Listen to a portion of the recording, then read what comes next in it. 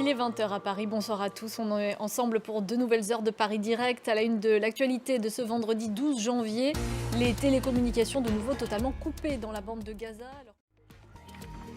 Dans cette nouvelle heure d'information, l'actualité économique aussi avec Johanna Citruc. Elle nous parlera de ces constructeurs automobiles qui suspendent leur production. C'est une des nombreuses conséquences des tensions en mer Rouge. Et puis à 20h40, nous poserons la question qui fâche à notre invité. L'Équateur est actuellement gangréné par les cartels de drogue. Le pays traverse une grave crise sécuritaire.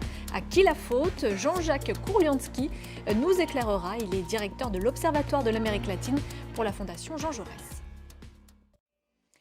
L'armée israélienne a donc continué à pilonner ce vendredi plusieurs localités du centre et du sud de la bande de Gaza. Elle affirme avoir tué des dizaines de terroristes alors qu'Internet et les lignes téléphoniques sont de nouveau totalement coupées.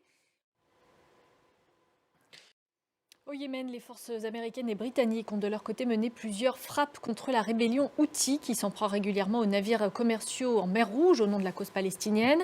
Londres et Washington ont fait au moins 5 morts et 6 blessés. Une agression qui ne restera pas impunie selon le porte-parole de la rébellion, Étienne Papono. Et Gauthier Ribinski est avec nous. Bonsoir Gauthier. Bonsoir Marie. Est-ce que c'est vraiment ce que recherchent les Américains et les Britanniques, la désescalade en menant ces frappes sur le Yémen ? Merci beaucoup, Gauthier.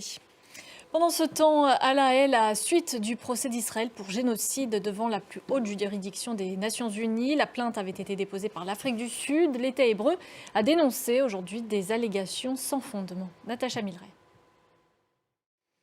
L'actualité politique en France, au lendemain du remaniement ministériel, le nouveau Premier ministre Gabriel Attal s'est rendu dans un collège de la région parisienne cet après-midi.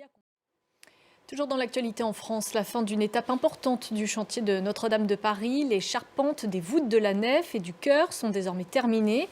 Pour marquer le coup, une cérémonie a été organisée en présence des charpentiers. La Coupe d'Afrique des Nations débute ce samedi en Côte d'Ivoire. 24 équipes sont en lice et dans la capitale, Abidjan, c'est l'effervescence. Les éléphants veulent croire en leur chance de l'emporter. Natacha Milray. Et tout le monde l'aura corrigé, c'est bien la capitale économique, Abidjan. Demain, on vous donne par ailleurs rendez-vous à 20h15 pour une édition spéciale consacrée à la CAN. Ce sera avec Benoît Perrochet.